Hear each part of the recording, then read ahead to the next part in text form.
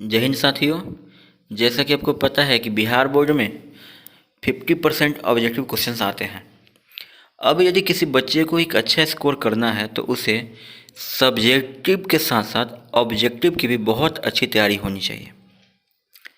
इसके लिए आवश्यक है कि आप रोज़ प्रैक्टिस करें, तरह तरह के बुकों को देखें और उनसे ऑब्जेक्टिव के निकालें और तब जाके सॉल्व करें, जिससे कि आपके एक भी ऑब्जेक्टिव ना छूटे। तो मैंने इन सभी चीज़ों को ध्यान में रखते हुए और आपके मेहनत को कम करने के लिए, ताकि आपको कम समय में ज़्यादा फायदा हो, मैंने सभी चैप्टर वाइज, सभी विषयों के चैप्टर वाइज क्वेश्चंस तैयार किए हैं और मैं रोज़ अपने इस चैनल पर उन लोगों का आपके सामने डिस्कशन करूंगा और आपके सामने रखूंगा। अगर आप इन सभी वीडियोज को ध्यान से देखते हैं और यथासंभव अगर पॉसिबल हो अगर आप इसे नोट भी करते हैं तो मैं गारंटी के साथ कहता हूं कि आपका 250 में 250 ऑब्जेक्टिव 100% सही होगा। तो मैंने आपके लिए मेहनत किया है, तो मैं उम्मीद करता हूं कि आप मेरे वीडियो को देखेंगे और अपने दोस्तों के साथ शेयर करेंगे और मेरे चैनल को सब्सक्राइब करेंगे। आइए समय को बिना बर्बाद किए हुए चलते हैं। आज जो पहला जो सेगमेंट है वो फिजिक्स का फर्स्ट चैप्टर है। प्रकाश का प्रवर्तन और अपवर्तन दोनों को मिलाकर इसमें दिया गया है। लगभग 150 के आसपास ऑब्जेक्टिव होंगे और ये जो वीडियो होगा वो पर डे 7 से लेकर 8 के बीच अपलोड कर दिया जाएगा शाम को। आप इसलिए अवश्य वीडियो को देखें और क्वेश्चंस का प्रैक्टिस करें और अपने दोस्तों के साथ शेयर करें। आइए देखते हैं पहला क्वेश्चन क्या है। प्रकाश की किरणें गमन करती हैं। ऑप्शन सीधी रेखा में, टेढ़ी रेखा में, किसी भी दिशा में नहीं, इनमें से कोई नहीं। जैसा कि आपको पता है कि प्रकाश की जो किरणें होती हैं वो फोटोन के कणों से बनी होती हैं और जो फोटोन के कण होते हैं वो सीधी दिशाओं में चलते हैं। इसीलिए प्रकाश जो होगा ये गमन करेगा तो हमेशा सीधी रेखाओं में गमन करेगा, यानी कि पहला का जो ऑप्शन ए है वो 100% सही होगा। आइए अब देखते हैं दूसरा क्वेश्चन। दूसरा क्वेश्चन है कि प्रकाश के प्रवर्तन के कितने नियम हैं। तो आपको पता है कि प्रकाश के प्रवर्तन के 2 नियम हैं। पहला नियम क्या है? आपतित किरण, प्रवर्तित किरण और आपतन बिंदु पर डाला गया विलंब तीनों एक ही तल में होते हैं। दूसरा नियम क्या है कि आपतन कोण सदैव प्रवर्तन कोण के बराबर होता है, यानी कोण आई बराबर कोण आर। अतः 2 का क्या होगा? 2 का ऑप्शन जो होगा वो बी होगा। प्रकाश के प्रवर्तन के भी 2 नियम होते हैं और अपवर्तन के भी 2 नियम होते हैं, इसलिए आप याद रखेंगे। इसका आवर्धन क्या है? तो सबसे पहले समझते हैं कि आवर्धन किसे कहते हैं। तो प्रतिबिंब की ऊंचाई और वस्तु की ऊंचाई के अनुपात को हम आवर्धन कहते हैं, जिसे m द्वारा सूचित करते हैं। अब यदि किसी वस्तु का आवर्धन धनात्मक होगा तो वस्तु का जो प्रतिबिंब होगा वह काल्पनिक होगा, लेकिन यदि आवर्धन ऋणात्मक होगा तो प्रतिबिंब जो होगा वो वास्तविक होगा। तो अवतल लेंस का जो आवर्धन होता है वो होता है v/u। क्या होता है? v/u, यानी कि ऑप्शन डी सही होगा। नेक्स्ट देखते हैं क्वेश्चन नंबर 4। किसी दर्पण में आप चाहे कितनी भी दूरी पर खड़े हों, आपका प्रतिबिंब सदैव सीधा प्रतीत होता है। संभवतः ये दर्पण ही होगा, दर्पण होगा, मिसप्रिंट है, सही कर लेंगे। संभवतः दर्पण है, यानी कि वस्तु कहीं भी है लेकिन इसका प्रतिबिंब कैसा बन रहा है? सीधा बन रहा है। इसके देखते हैं ऑप्शन क्या क्या है। तो केवल समतल, केवल अवतल, ये अवतल नहीं अवतल होना चाहिए, गलती लिखा गया है। सी है केवल उत्तल और डी है या तो समतल या उत्तल। देखिए क्वेश्चन क्या कह रहा है कि वस्तु को हम कहीं भी रखें उसका जो प्रतिबिंब होगा वो सीधा होगा। अब देखिए अगर क्वेश्चंस में ये कहा जाता कि वस्तु का प्रतिबिंब सीधा और छोटा है तो आप ऑप्शन सी को सिलेक्ट करते हैं, क्योंकि उत्तल दर्पण द्वारा बना जो प्रतिबिंब होता है वह सीधा होता है और छोटा होता है। लेकिन यदि ऑप्शन में ये होता कि वस्तु का बना प्रतिबिंब सीधा है लेकिन वस्तु के बराबर है तो इसके लिए आप केवल समतल सेलेक्ट करते हैं। लेकिन अगर क्वेश्चन ये रहता कि वस्तु का प्रतिबिंब सीधा है और वस्तु से बड़ा है तो आप इसके लिए अवतल सेलेक्ट करते हैं। लेकिन इसने वस्तु की ऊंचाई के बारे में कुछ नहीं कहा है, सीधा कहा है कि सीधा प्रतिबिंब बनता है। इसलिए आपके जो ऑप्शन होंगे या तो समतल या तो उत्तल, लास्ट में ना नहीं होगा, यानी कि ऑप्शन डी 100% सही होगा, क्योंकि कहीं भी रखने के लिए कहा जा रहा है। लेकिन अवतल में तब भी सीधा प्रतिबिंब बनेगा जब आप वस्तु को ध्रुव और फोकस के बीच रखेगा, इसलिए अवतल नहीं हो सकता। ये बात याद रखिएगा। ये 3 कंडीशन होते हैं सीधा प्रतिबिंब बनने के।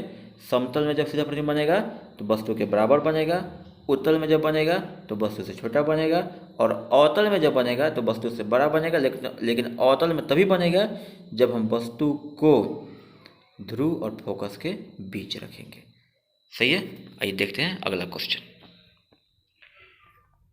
निम्नलिखित में कौन लेंस की क्षमता का मात्रक है? तो लेंस की क्षमता क्या है? तो फोकस दूरी के व्युत्क्रम को लेंस की क्षमता कहते हैं, यानी कि P बराबर 1/f, P बराबर 1/f। अब जो फोकस दूरी होनी चाहिए, ये फोकस दूरी ये हमेशा मीटर में होना चाहिए। किस में होना चाहिए? मीटर में। इस प्रकार जो इसका मात्रक होगा वो क्या होगा? पर मीटर। क्या होगा? पर मीटर। लेकिन आम बोलचाल की भाषा में हम पर मीटर का यूज कम करते हैं। इसके लिए हम लोग डाईऑप्टर का यूज करते हैं। किसका यूज करते हैं? डाईऑप्टर का यूज करते हैं। इसलिए अगर ऑप्शन में डाईऑप्टर हो तब डाईऑप्टर मारेंगे, और पर मीटर हो तो पर मीटर मारेंगे। लेकिन यहाँ ऑप्शन गलत दिया गया है, इसलिए अब देख लेंगे इस चीज़ को। आइए देखते हैं अगला क्वेश्चन क्या है। आई होप कि ये बात समझ में आ गई हो कि ये क्षमता क्या है लेंस की और उसका मात्रक क्या होता है। चलिए, निम्नलिखित में किसका अपवर्तनांक सबसे अधिक होता है? तो देखिए, जिस माध्यम में प्रकाश की चाल सबसे कम होगी उसका अपवर्तनांक सबसे ज़्यादा होगा। ठीक, अपवर्तनांक क्या है? यदि किसी माध्यम में प्रकाश की चाल सबसे कम है तो उस माध्यम में प्रकाश का अपवर्तनांक सबसे ज़्यादा होगा। यदि किसी माध्यम में प्रकाश की चाल सबसे कम है तो उस माध्यम का अपवर्तनांक सबसे ज़्यादा होगा। तो आप देख सकते हैं कि हीरे में प्रकाश की चाल जो होती है वो सबसे कम होती है। इसका मतलब हीरे का अपवर्तनांक सबसे ज़्यादा होगा, लगभग 2.42 के आसपास। आइए देखते हैं अगला क्वेश्चन।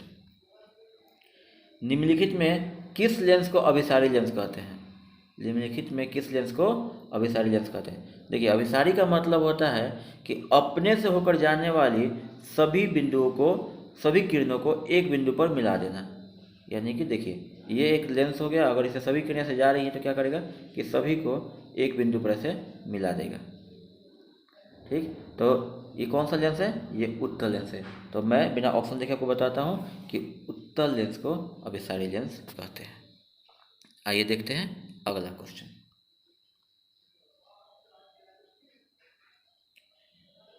निम्नलिखित में किस माध्यम में प्रकाश की चाल सबसे अधिक होती है? निम्नलिखित में किस माध्यम में प्रकाश की चाल सबसे अधिक होती है? ऑप्शन ए कांच, बी पानी, सी लोहा, डी निर्वात। फटाफट कमेंट करिए। अगर आप क्लास 10th के विद्यार्थी हैं और तैयारी कर रहे हैं तो आपको इसका आंसर जरूर पता होना चाहिए। ये मैं आंसर आप लोगों के लिए छोड़ता हूँ और आप इसे कमेंट में जरूर बताएंगे कि निम्नलिखित में किस माध्यम में प्रकाश की चाल सबसे अधिक होती है? ए कांच, बी पानी, सी लोहा, डी निर्वात। चलिए, ये आप लोगों के लिए क्वेश्चन नंबर 9 मिस प्रिंट हो गया है, यानी ऑप्शन का नहीं है। पूछा है दर्पण सूत्र क्या है। तो चलिए, आप लोग तो बहुत अच्छे विद्यार्थी हैं, आप लोगों को अवश्य पता होगा कि दर्पण सूत्र क्या है। तो मैं चाहूँगा कि बिना ऑप्शन के आप इसे कमेंट में लिख कर दिखाएं कि दर्पण सूत्र क्या है। चलिए, क्वेश्चन 10 शुरू करने से पहले जो क्वेश्चन 8 था उसका मैं आपको बता दूं कि निर्वात में प्रकाश की जो चाल होती है वो सबसे अधिक होती है। कितनी होती है? 3 लाख किलोमीटर पर सेकेंड होती है। तो आपके क्वेश्चन नंबर 8 का जो ऑप्शन होगा वो निर्वात होगा। आइए क्वेश्चन नंबर 10 देखते हैं। किसी कार का अग्रदीप में प्रयुक्त दर्पण निम्नलिखित में से कौन सा होगा? किसी कार का अग्रदीप यानी कि हेडलाइट जो समझते हैं, हेडलाइट में हम किस दर्पण का प्रयोग करते हैं। देखिए यहाँ पे अग्रदीप लिखकर आपको कंफ्यूज करने की कोशिश कर रहा है, तो आप याद रखेंगे कि अग्रदीप का मतलब होता है हेडलाइट। तो वाहनों के हेडलाइट में हम किस दर्पण का प्रयोग करते हैं? ए अवतल दर्पण, बी उत्तल दर्पण, सी समतल दर्पण और डी समतल या उत्तल। तो जल्दी फटाफट इसका आंसर बताइए, मैं बता रहा हूँ इसका आंसर क्या होगा। तो हेडलाइट में हम यूज करते हैं अवतल दर्पण को। क्यों यूज करते हैं? क्योंकि हम इसमें क्या करते हैं कि जो बल्ब होता है उसे अवतल दर्पण के फोकस पर रखते हैं, जिससे हमें एक समानांतर किरण पुंज मिलता है और हमें लंबे दूरी तक जो है सड़क दिखाई देता है। आई होप याद रखें, ये क्वेश्चन बहुत बार पूछा भी गया है कि अग्रद्वीप में अवतल दर्पण का प्रयोग क्यों किया जाता है। आई होप कि आप समझ गए, आपसे एक क्वेश्चन मिस नहीं होना चाहिए। चलिए, किसी माध्यम का अपवर्तनांक का मान होता है, ये भी क्वेश्चन का ऑप्शन इसका भी मिसप्रिंट हो चुका है।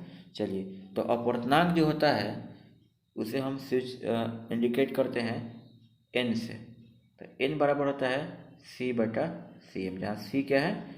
निर्वात में प्रकाश की चाल बटा माध्यम में प्रकाश की चाल।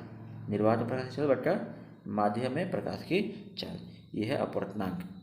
और याद रखिएगा कि अपवर्तनांक की कोई भी बीमा नहीं होती है, या अपवर्तनांक का कोई मात्रक नहीं होता है, क्योंकि अपवर्तनांक समान राशियों का अनुपात होता है। ये भी क्वेश्चन बहुत बार आया हुआ, इसलिए गड़बड़ बिल्कुल नहीं होनी चाहिए।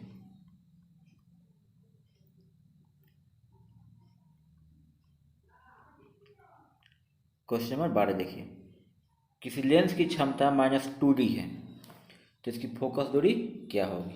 किसी लेंस की क्षमता -2D है, इसकी फोकस दूरी क्या होगी? Option 0.5 metre, B 0.5 centimetre, -0.5 centimetre, -0.5 metre. ये ऑप्शन 4 आपके पास दिए गए हैं। तो फटाक से आप वीडियो को रोककर इसका आंसर बना लें, और मैं इसका आंसर बता रहा हूँ, अब मिला लीजिए। चूँकि पी को क्या दिया है? -2D, और मैंने अभी आपको क्या बताया था कि जो डायोप्टर होता है वो पर मीटर के बराबर होता है, यानी कि बाई में क्या हो जाएगा? मीटर। और आपको पता है कि 1 मीटर में कितना सेंटीमीटर? 100 सेंटीमीटर। तो लिख सकते हैं -2/100 सेंटीमीटर। कोई दिक्कत? पी का फॉर्मूला क्या होता है? P equal 1/f। तो -1, एफ की वैल्यू कितनी आई है? 2/100, यानी ऊपर जाएगा तो क्या बन जाएगा? यहाँ लिख देता हूँ 100/2 माइनस, यानी कि क्या हो जाएगा ये आपका?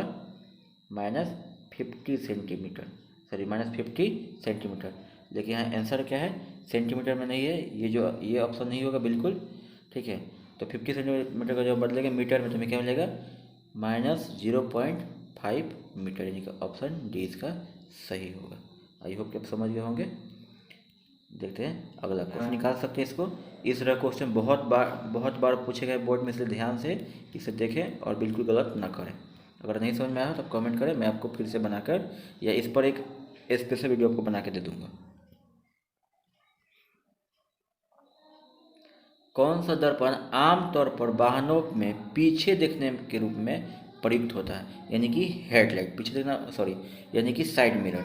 यानी कि क्या पूछ रहा है कि साइड मिरर के रूप में किस दर्पण का हम प्रयोग करते हैं? ऑप्शन समतल, बी उत्तल, सी अवतल, डी अवतल लेंस। लेंस तो बिल्कुल नहीं होगा, समतल दर्पण नहीं होगा क्योंकि क्या करता है कि ये वस्तु का बराबर फोटो बनाता है। अवतल नहीं होगा क्योंकि वस्तु का बड़ा बराबर छोटा प्रतिबिंब बनाता है, ठीक है। तो हम वस्तु को कहीं भी रखें, लेकिन वस्तु का प्रतिबिंब क्या बना चाहिए? छोटा बना चाहिए। तो इसलिए हम इस गुण को देखते हुए उत्तल दर्पण का प्रयोग करते हैं वाहनों के साइड मिरर के रूप में, क्योंकि ये किसी वस्तु का छोटा प्रतिबिंब और सीधा प्रतिबिंब बनाता है, ये इसके कारण है। आइए देखते हैं अगला क्वेश्चन। क्वेश्चन नंबर 14, उत्तल दर्पण के सामने एक वस्तु को रखा गया है। उत्तल दर्पण के सामने एक वस्तु को रखा गया है, इस प्रतिबिंब की प्रकृति क्या होगी? ऑप्शन ए काल्पनिक, बी वास्तविक, सी वास्तविक या काल्पनिक, डी इनमें से कोई नहीं। फिर से क्वेश्चन देख लीजिए, उत्तल दर्पण के सामने एक वस्तु को रखा गया है, इसके प्रतिबिंब की प्रकृति क्या होगी? ए काल्पनिक, बी वास्तविक, सी वास्तविक या काल्पनिक, डी इनमें से कोई नहीं। तो उत्तल दर्पण जो है किसी भी वस्तु को हम कहीं भी रखें उसका सदैव प्रतिबिंब काल्पनिक और छोटा बनाता है, इसलिए इसका ऑप्शन ए बिल्कुल सही होगा। आई होप कि आप समझ चुके होंगे। उत्तल दर्पण और समतल दर्पण दोनों ही काल्पनिक प्रतिबिंब बनाते हैं, लेकिन अवतल दर्पण काल्पनिक भी बना सकता है और वास्तविक भी बनाता है। किसी उत्तल लेंस की फोकस दूरी होती है, option A positive, B negative, C positive negative and D negative positive. उत्तल लेंस की फोकस दूरी देखिए, यह है आपका उत्तल लेंस और ये हो गया इसका मुख्य अक्ष, और मुख्य अक्ष के समानांतर आने वाली प्रकाश से किरणें उत्तल लेंस में मुख्य अक्ष जिस बिंदु पर आकर मिलती है क्या कहते हैं, लेंस का मुख्य फोकस करते हैं। देखिए अगर आपने क्लास 10 में पढ़ा होगा निर्देशांक ज्यामिति या 9 में, तो आपको पता होगा कि दाएं साइड की सभी दूरियां क्या होती हैं, धनात्मक होती हैं, और बाएं साइड की सभी दूरियां क्या होती है, ऋणात्मक होती है, और फोकस इसका किस तरफ है, दाएं साइड है, इसलिए इसकी जो फोकस होगी क्या होगी, पॉजिटिव होगी। आई होप कि आप समझ गए होंगे। ये बात याद रखिएगा कि उत्तल लेंस की फोकस दूरी धनात्मक होती है और अवतल लेंस की फोकस दूरी ऋणात्मक होती है। किसी दर्पण का उपयोग सामान्यतः वाहनों के पश्च दृश्य, देखिए पश्च दृश्य जो है इसको फिर हम लोग ये शुद्ध हिंदी लिख दिया है, इसे घबराइएगा नहीं, इसका मतलब होता है पीछे देखना। तो पीछे देखने के लिए किस दर्पण का प्रयोग होता है, ये मैंने आपको ऊपर बताया था क्वेश्चन, इसलिए मैं इसके आंसर आपको नहीं बताऊंगा, आप इसके आंसर कमेंट में बताइए कि पीछे देखने के लिए किस दर्पण का प्रयोग होता है, क्योंकि ये क्वेश्चन पीछे भी एक बार आ चुका है। ये देखते हैं नेक्स्ट क्वेश्चन। निम्नलिखित में किस दर्पण की फोकस दूरी धनात्मक होती है। इसके पहले क्या था, लेंस का क्वेश्चन था, अब ये क्वेश्चन किसका है, ये क्वेश्चन है आपका दर्पण का। तो देखिए दो तरह के हम लोग दर्पण पढ़ते हैं, एक हम लोग पढ़ते हैं ये अवतल दर्पण और एक हम लोग पढ़ते हैं उत्तल दर्पण। सेम जो चीज़ है जो आप लोग पढ़ते हैं निर्देशांक ज्यामिति लागू करिए। देखिए यहाँ अगर कोई किरणें ऐसे आएंगी तो यहाँ परावर्तन पर कट जाएंगी, तो ये हो गया इसका फोकस। लेकिन अगर इसमें कोई किरणें ऐसे समानांतर आती हैं तो कटेंगे नहीं, बल्कि क्या हो जाएंगी, इस तरह से रिफ्लेक्ट कर जाएंगी और हमें यहाँ से आती हुई प्रतीत होंगी, यानी कि इसका फोकस कहाँ बनेगा, यहाँ बनेगा। तो अभी मैंने क्या बताया कि दाएं साइड प्लस और बाएं साइड माइनस, दाएं साइड प्लस बाएं साइड माइनस। तो इसमें क्या पूछ रहा है कि किस दर्पण की फोकस दूरी धनात्मक होगी, तो देख लीजिए किस दर्पण का, तो उत्तल दर्पण की फोकस दूरी धनात्मक होगी, ये बात याद रखिएगा। आई होप कि आप समझ चुके होंगे, मैंने आपको दोनों क्लियर कर दिया कि उत्तल लेंस की और उत्तल दर्पण की दोनों की फोकस दूरी धनात्मक होती है, और अवतल लेंस की और अवतल दर्पण की दोनों की फोकस दूरी ऋणात्मक होती है। ये बहुत बड़ा क्वेश्चन आया हुआ है, इसे ध्यान से देखेंगे और साथ ही साथ वीडियो को लाइक ज़रूर करें और दोस्तों के साथ शेयर जरूर करें। मैं 20 लाइक की टारगेट रखता हूँ कि कम से कम आप 20 लाइक हमको जरूर दिलवा देंगे। ज़्यादा बड़ा टारगेट नहीं है, बस आप लोग चाह रहे तो क्या नहीं हो सकता है, बस वो चाहिए ना, सिर्फ आप चाहिए और हम भी चाह रहे हैं, फिर मिलकर मंगाते हैं ना 400 प्लस, अब की बार 400 पार। चलिए, नई कार्तीय चिन्ह पर पाठ्यक्रम के अनुसार दर्पण के सामने रखे गए बीम की दूरी ली जाती है। मतलब कि अगर दर्पण के सामने कोई बीम मतलब होता है वस्तु, तो अगर किसी वस्तु को रखा गया है तो उसकी दूरी हमेशा क्या होती है, धनात्मक, कभी धनात्मक कभी ऋणात्मक, ऋणात्मक इनमें से कोई नहीं। क्या क्वेश्चन कर रहा है कि यदि दर्पण के सामने किसी वस्तु को रखा गया है तो उसके लिए हमेशा किस चिन्ह का प्रयोग होगा। चलिए, तो याद रखिएगा कि नए चिन्ह प्रॉपर्टी के अनुसार वस्तु दूरी हमेशा ऋणात्मक होती है। क्या होती है, हमेशा ऋणात्मक, यानी कि ऑप्शन सी बिल्कुल सही होगा। आइए देखते हैं नेक्स्ट क्वेश्चन। किसी लेंस द्वारा उत्पन्न आवर्धन का एसआई मात्रक क्या होता है। किसी लेंस द्वारा उत्पन्न आवर्धन का एसआई मात्रक क्या होता है। तो देखिए आवर्धन भी जो है वो भी समान राशियों का मात्रक है। जैसे अपवर्तनांक समान राशियों का अनुपात है, वैसे ही आवर्धन भी समान राशियों का अनुपात है। इसीलिए न तो अपवर्तनांक का कोई मात्रक होगा और न ही आवर्धन का कोई मात्रक होगा, यानी कि ये दोनों के दोनों क्या होंगे, मात्रक विहीन होंगे। क्वेश्चन नंबर 20 देखिए, निम्न में से किस लेंस की फोकस दूरी धनात्मक होती है। तो ये मैंने आपको ऊपर ही समझाया था कि किस लेंस की फोकस दूरी धनात्मक होती है। ऑप्शन क्या है, अवतल लेंस, बी उत्तल, सी समतल अवतल और डी इनमें से कोई नहीं। इसके आंसर आपको खुद बताने हैं, क्योंकि मैंने आपको बताया था। अगर आपने वीडियो ध्यान से देखा होगा तो आपको इसका आंसर मिल जाएगा। आप कमेंट करके जरूर बताएंगे। ये देखते हैं नेक्स्ट क्वेश्चन। निर्वात में प्रकाश की चाल, ये भी मैंने आपको क्वेश्चन बताया था कि निर्वात प्रकाश की चाल सबसे अधिक होती है। ये जो 300 ये 108 नहीं है, ये सब क्या है, 3 गुने 10 के पावर 8 है। क्योंकि पावर देने में मिस्टेक हो गया है, इसलिए कोई दिक्कत नहीं है, घबराइएगा नहीं। ये सब क्या है, 108 है। ये क्या है, सॉरी 10 के पावर 8 है, ये भी 10 के पावर 8 है, इसलिए 108 मत मान लीजिएगा, ये मिस प्रिंट है। 3 सब क्या है, 3 10 के पावर 8। तो इसके भी मैंने आपको आंसर बताए हैं जस्ट कुछ देर पहले, तो आपको भी इसके आंसर कमेंट करके बताने हैं। देखते हैं आप कितने सिंसियर हैं और आप कितना ज़्यादा फोकस्ड हैं 400 नंबर मंगवाने के लिए। चलिए कमेंट करके फटाक से बताइए इसका आंसर।